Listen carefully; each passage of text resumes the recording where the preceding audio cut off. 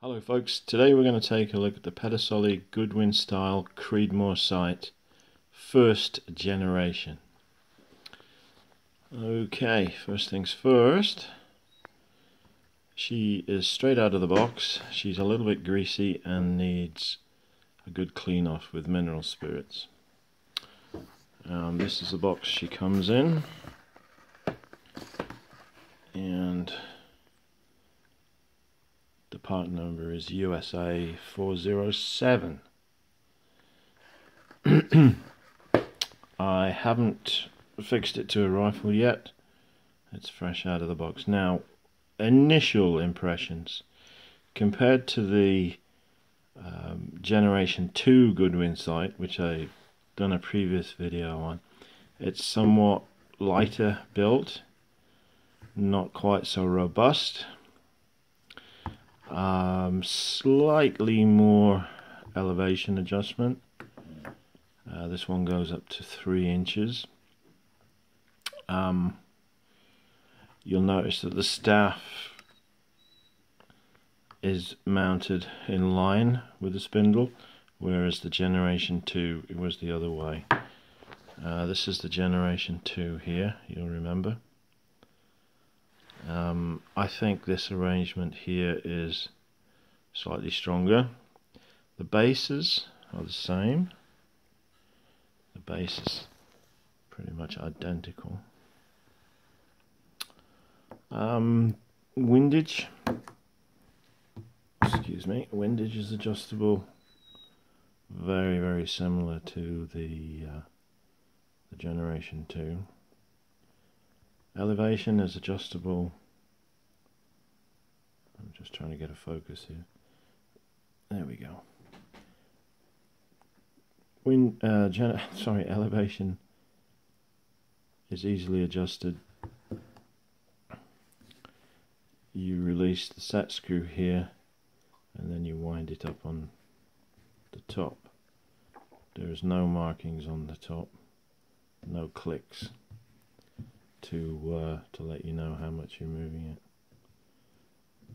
Now this one here, the windage, it does have clicks, and I think they're half minute, but I'm not quite sure, and it may not be intentional. It may be just the way that the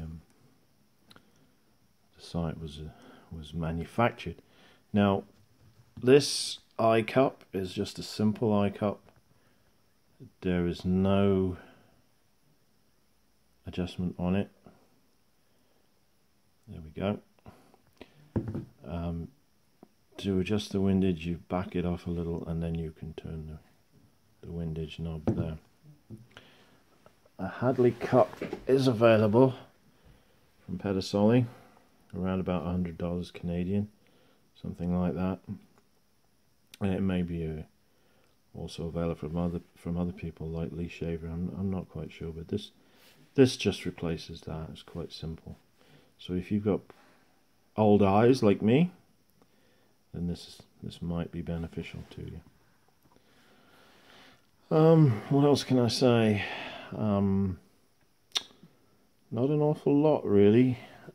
The mounting shouldn't be a problem on a rifle like the Sharps. You've got one fixed hole and then one slider, so it'll give you a little bit of adjustment. You set the angle of the sight with this screw here, so that sets the angle in the vertical. The screw here is a grub screw which holds the shaft and this adjustment arm, I don't know what else to call it, that holds them secure. So you set your adjustment with this, and then when you've got the sight in place, then you tighten this little grub screw here. It's an Allen headed grub screw, that one there. You tighten that one up to get your to secure your the angle of your sight in regards to the rifle barrel. Obviously you want the sight at 90 degrees to the bore of the barrel. So you're going to need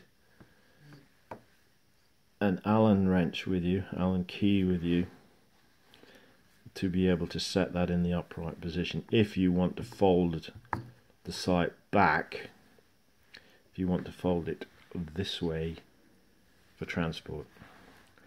That's one of the major problems with this kind of sight, and I don't think there's a way of getting around it. I've tried backing this off completely and using a rubber band to hold it forwards, and it doesn't work unless you've got a very strong rubber band, because under recoil the sight will move like this. Maybe a strong spring or something, but it would be quite unsightly on the rifle. I'm not saying it can't be done. It's just rather difficult to achieve on a sharps, because you can't, there's nothing there to hook anything to. But I'm sure that the most ingenious of shooters will come up with something. What else to say? I like the vernier on this. I do like the vernier because it's only got 4 lines on it, so it's a lot easier to read. I find verniers with 5 lines on. I'm sorry, I've only got one hand for the camera and one hand to hold it with. So if you look to the left there, you'll see there's 4 lines on the vernier. I find that a lot easier to use than the ones that have 5 on. But anyway, that's what I like. The scale is marked in quarter, half, 3/4, and then 1 inch, which is fine. I personally prefer it to be marked 0.25, 0.5, 0.75, because as those marks are in 1/100ths of an inch, I find it easier just to do the mental calculation, but no big deal. Again, on top we have a vernier scale with that goes up to 4. I've done videos on how to use a vernier rifle sight. It's quite simple, really. Each of the marks on here is 1, and each of the marks, the little marks on here, is 5. So you've got 5 there, which you can split into 1s by using the vernier, and each one is 1/100th of an inch. So 1/100th of an inch is equivalent to 1 inch at 100 yards. Like I say, go back to my other videos for the mathematics on how to work this out. It's really very simple. If you've got a 36-inch sight radius on your rifle, that equates exactly to 1 inch at 100 yards. Okay, what else to say? Not a lot really. 1 or 2 people commented about the Pedersoli catalogue. You can see the sight here as a 407 listed in the catalogue. You can see how much I paid for it as well in Canadian dollars, which is very reasonable, I think. It's got other types of sights in here. I won't dwell on that, but it's a very nice publication. This is the latest one, as far as I know. This here with the Generation 2 is an appendix to the main catalogue. It's tucked in the back there, and it's got some really nice guns in here. I'll just give you a quick look at that. The smaller sharps replicas, the rolling block replicas, the Whitworth long range set. I've touched on that in previous videos. And the Whitworth rifle itself, the Lorenz rifle, another very nice rifle. And here we have the Volunteer, which is similar to the Whitworth, but it has a round bore instead of a hexagonal bore. And then on top we've got a short range version of the Gibbs rifle, and others, including the double barrel flintlock, which I was getting really excited about this rifle. Sorry, this shotgun to come out, but I don't know. It's looks a bit ugly to me. I'll have to see one in the flesh before I make up my mind totally, but bit of a disappointment, that one. Sorry, Pedersoli. You don't get it right every time.